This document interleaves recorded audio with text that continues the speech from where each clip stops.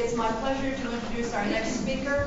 Dr. Constance is a Vice Provost for Assessment and Faculty Development, and she's also the Director, working with the Director of the University Teaching Center, Vince Roca. Unfortunately, when we were making some schedule changes, Vince will not be able to join us today, but Dr. Schreiner will be able to tell you about the kinds of things that he can help you with at the center. And more importantly, her talk is going to focus on just what Brenda Leedy was talking about, interactive teaching. And she's going to give you some sense on what it is and why it's so important. Thank you, Dr. Copenhagen. I'm really, really pleased to be here, and I think this is the perfect setting for me to talk about interactive teaching and active learning, because this is such a traditional setting, and what we are learning about teaching is that this arrangement in and of itself just doesn't work effectively anymore. I have a couple just very brief goals. Dr. Leedy talked about the importance of having objectives for every encounter that you have with your students, and I cannot underscore that enough. And if you remember, I mean, you're still students. Sorry, just 1 second. I think your mic is on.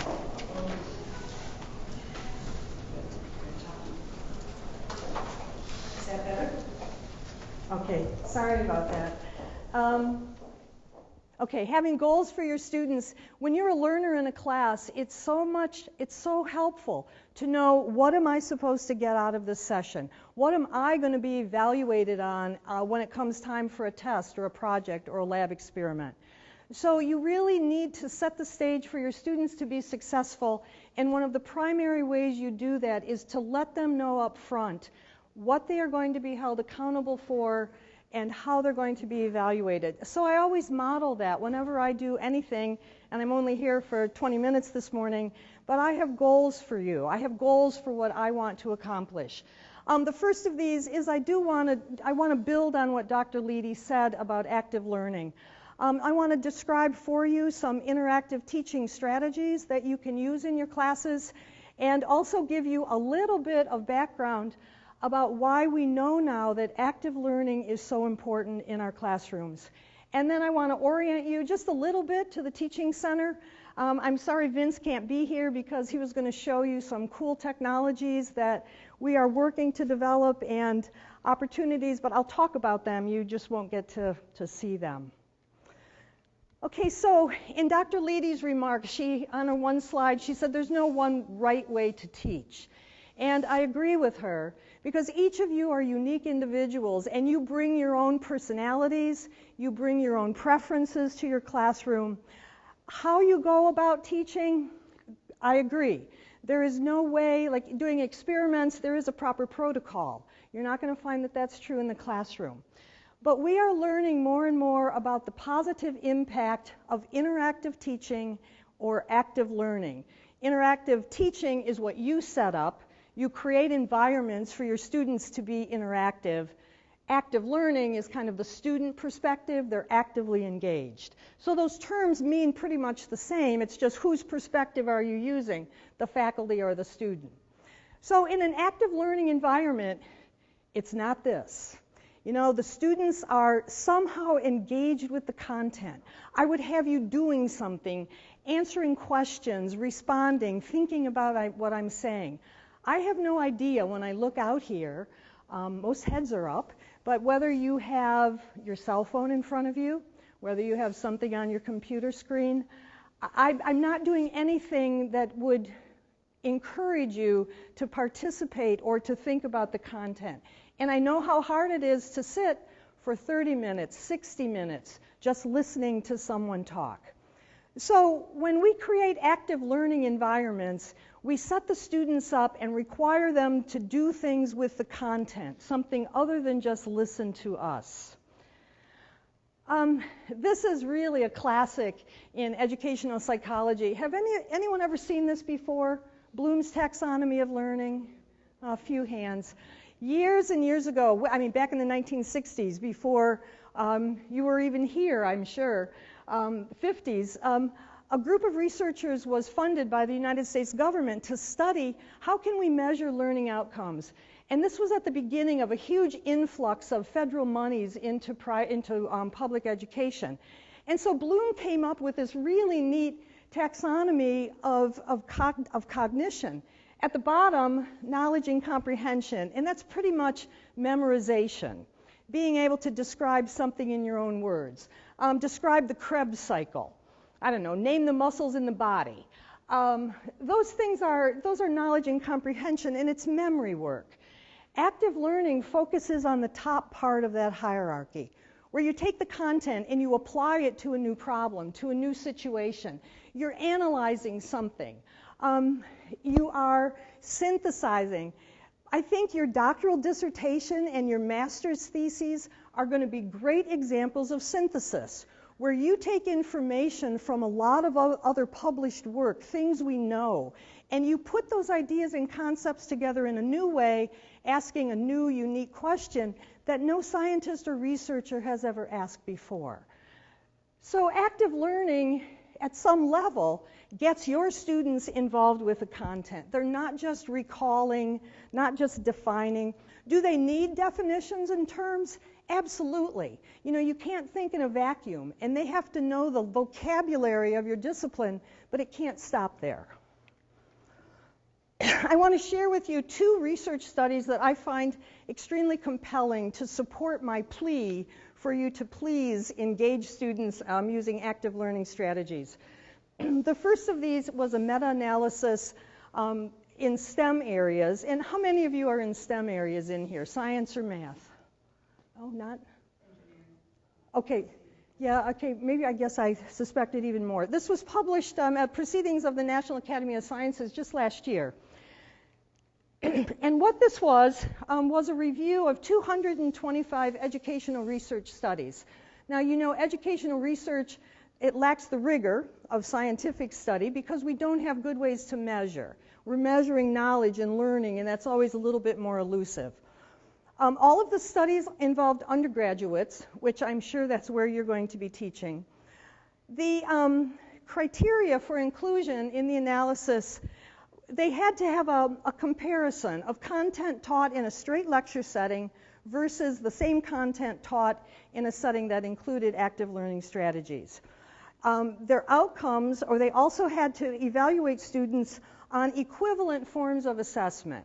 So if the study didn't meet these criteria, they were not included. So they had good rigor from the beginning in determining who was going to be in the study. The outcomes were that, the study also had to have failure rates included in the study, how they did. For the purpose of the study, active learning was really described as anything other than straight lecture. Active learning, it could have been as simple as just asking questions. Dr. Leedy uses a lot of interactive, the clickers, all of those things involving group work where it was possible.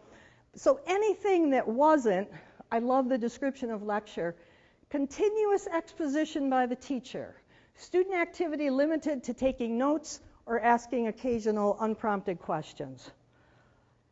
And the results were really very compelling. 225 studies included, and on the average, the inclusion of some type of active learning strategy increased student performance by almost 1/2 of a standard deviation. I mean, that's almost a grade. You know, or at least it's going from a B- to a B or a B+ to an A. So 1/2 of a standard deviation in a normal distribution of student performance is really, I mean, it's really something that grabs your attention. The second outcome variable was the failure rate, and under a traditional lecture condition, the failure rates actually were 55% higher than the failure rates where some type of active learning was included. So if we want, we want to know, does active learning make a difference? As we accumulate more and more evidence in the field of education to support it, I think, yes, it does. So no, there's no one right way to teach, but as you're coming up with your own strategies, I hope you'll keep in mind this idea of engaging your learners. A second study that, again, I thought this was pretty compelling. It was the impact of flipping a class in a 4,000 level pharmacy class. This was published again just last year in Academic Medicine. the researcher, Dr. Mumper, University of North Carolina, School of Pharmacy, and he studied this change in his instruction for 3 years. Is anyone familiar with the term flipped classroom? Yeah, I mean, anyone, you care to say what it is? I'm not sure I'll be able to hear. What do you think a flipped class is? It's where they do like the traditional note-taking and information taking outside of class and then do homework and projects inside of class. Perfect. You're flipping. What normally happens in a large lecture hall where you're taking notes and listening to lecture, students do that at home. That becomes the homework. And then when they come to class, they work on projects. I mean, whatever it might be, case studies, whatever is appropriate for the content. So this professor, his classes were over 100, so he had a traditional lecture like this.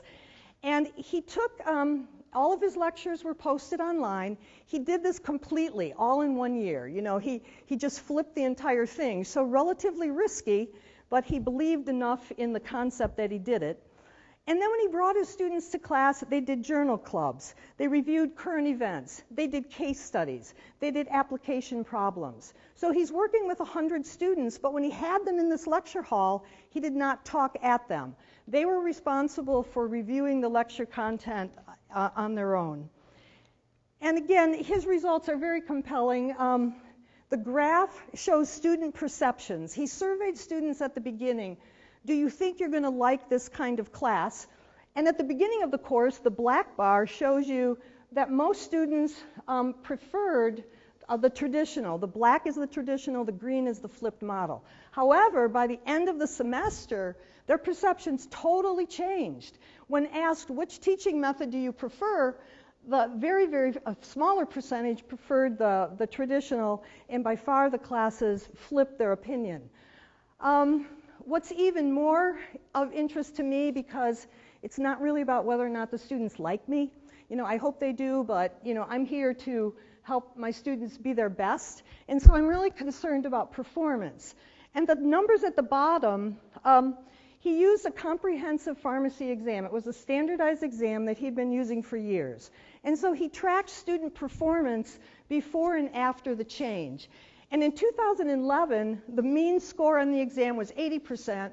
2012, the mean score was 82. And in 2013, the mean score was 85. So he's definitely seeing an increase in student performance along with his change in teaching approach. One thing I want to say, if you do this kind of stuff and you have your students, you know, review lectures, I think it's really, really important to check when they come to class some kind of an informal quiz, something, so you incentivize them to do it. Students are busy, and if they don't believe you're holding them accountable for looking over your lecture notes before class, there's a chance they may not.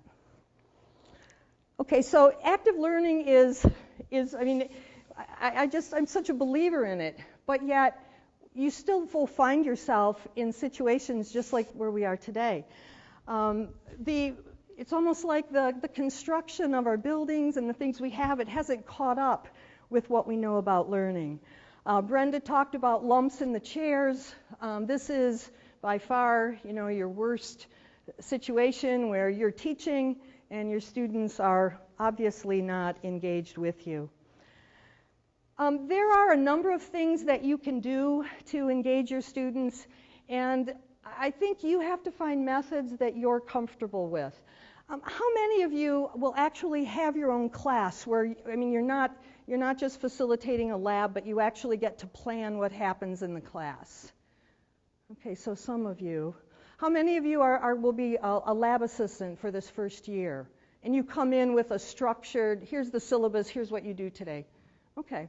How many of you think you might like a career in higher education at some point? Okay. For all of, no matter where you are, if you think that well, and even while you're here, you want to do the best job you can. But if you think you might like to pursue higher ed, you know, pursue research at an institution of higher education, you're going to be teaching. And I encourage you to use this as a practice opportunity to try out some of these active learning strategies and see how they work. Low risk options on the left. It's very uncomfortable to give up control to your students because you never know where they're going to take you. But just question and answer. That's an extremely important aspect of giving a lecture. There is a faculty member in physics, Kathy Sean, who she also uses the clicker technology, and I'll give a little commercial for that in a minute.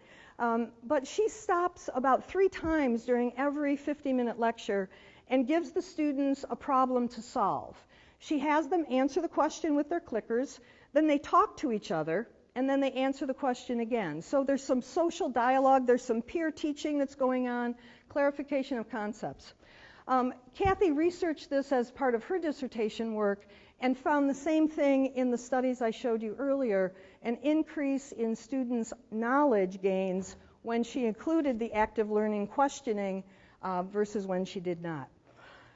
Reflective journaling is a good way to get students to write about what they've learned. What questions do you still have?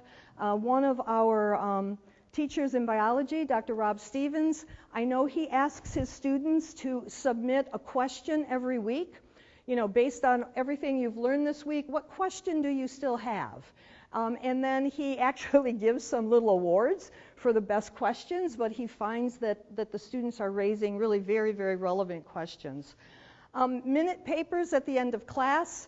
You ask students to simply write down on a sheet of paper what was the most important thing you learned today, or what question do you have about the content that was discussed today. Submit that to you. Discussions, if you have a smaller class, will work. High-risk opportunities or options, you're giving up more control using case studies, flipping your class, using PBL techniques, team-based learning, but all of those, I believe, have a tremendous impact on what students will take away with you, or with them. The Teaching Center is really in a position to help you if you want to try these activities in the classroom. I'm sorry. We have technology available, and in the large science classes, Dr. Leedy is a huge proponent of the Turning Point clickers. All of the students are required to have them in her class that she has in here, and this allows her to embed questions in her lectures and to know who's answering them, who's getting them right. It all feeds into her grade book, so the answers do not come in anonymously. If you are teaching in science labs, there's a good chance that students will already have these clickers, and you could somehow embed them. If you are not teaching in the sciences where students have them, they are for sale in the bookstore for only $40. The software is free, and the students can sell them back at the end, but it's still one more thing that they need to have. But I encourage you to think about that. The same company, Turning Point, is now going to a cloud-based version where students can use any device. If you know students if you know students have a device, that's an option to buying the clicker, even their smartphone. There is another product that we have called Lecture Tools, which again, it's free software, free for the students, free for you. It will run on any device, a laptop, an iPad, a smartphone. And the beauty of Lecture Tools is that in addition to just multiple choice questions, you can actually have students write short narrative responses.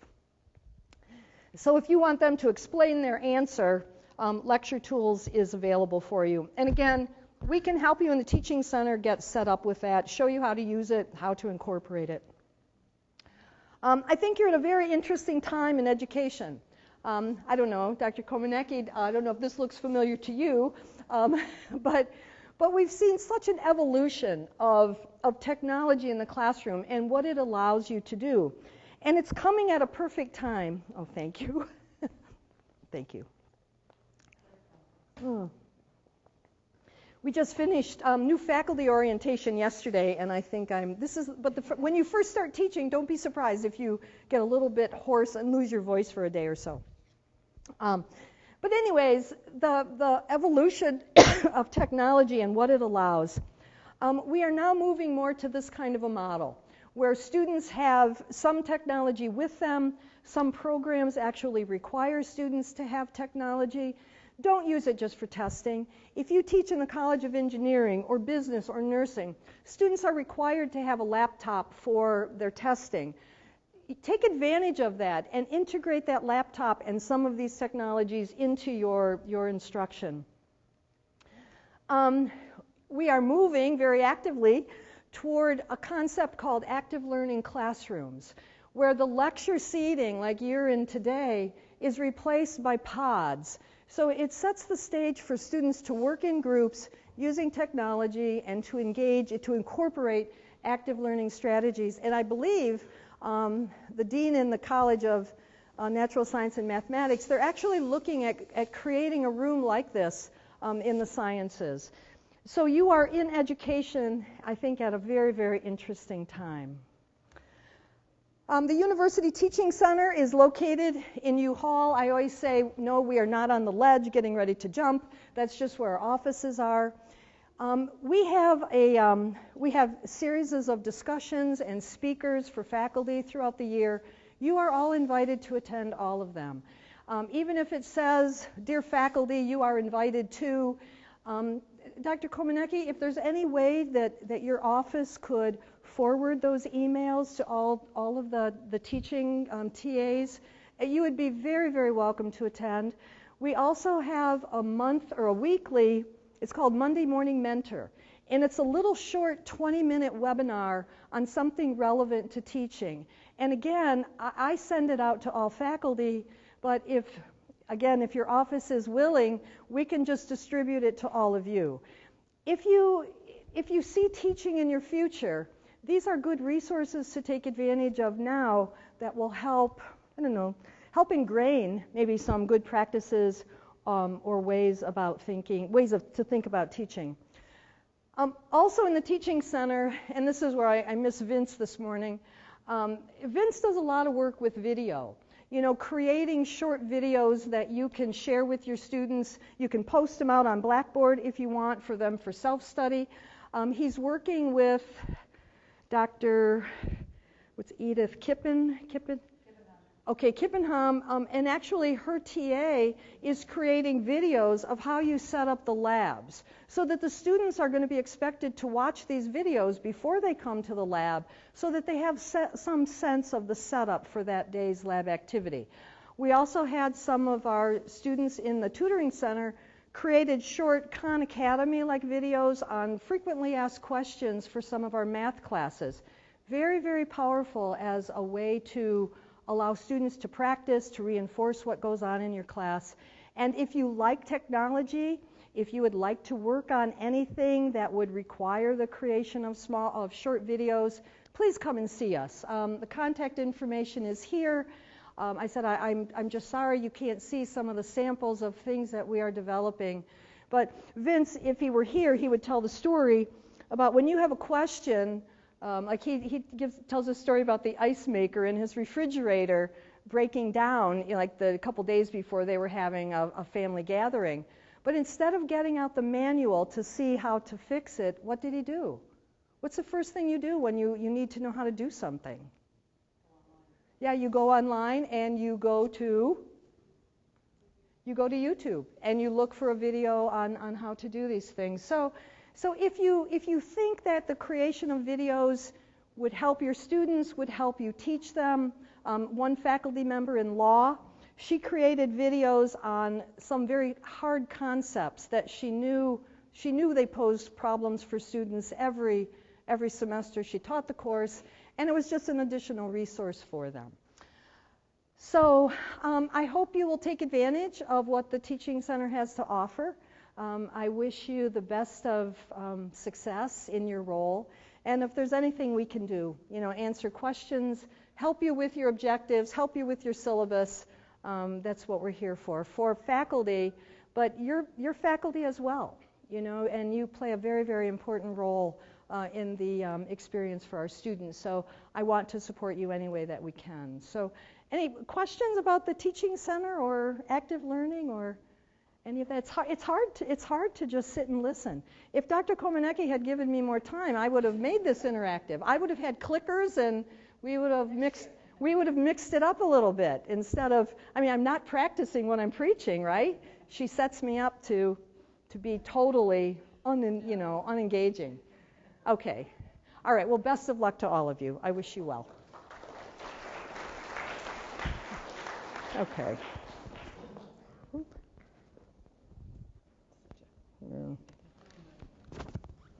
am I doing here? Just pinch that.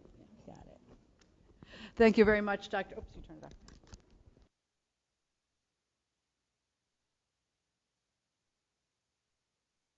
Thanks very much, Dr. Schreiner. We are very enthusiastic about active learning, and we will, I think, in our next presentation, have an opportunity to have a little bit of interaction for our discussion on inclusivity in the classroom. So do feel free to stay, and we're trying to keep the whole morning just to about half an hour for each presenter. But I told this, no, I know. But I did tell the students that I thought we would work together on a professional development activity later in the semester.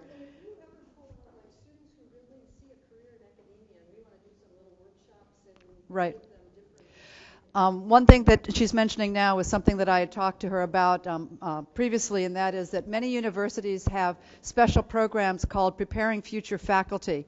And I work closely with the University of Michigan on this endeavor, and we work with their cohort of students that comes down each year. And we have the students here for an entire day going through a variety of exercises, and the evaluations have been really very, very positive. And so I'm thinking that, well, why aren't we doing that for our own students? So stay tuned for that. You could be the pilot cohort for that activity, and we would probably break you out into disciplinary areas for that, because it really is much more useful, and the idea of the active learning can really happen in that environment.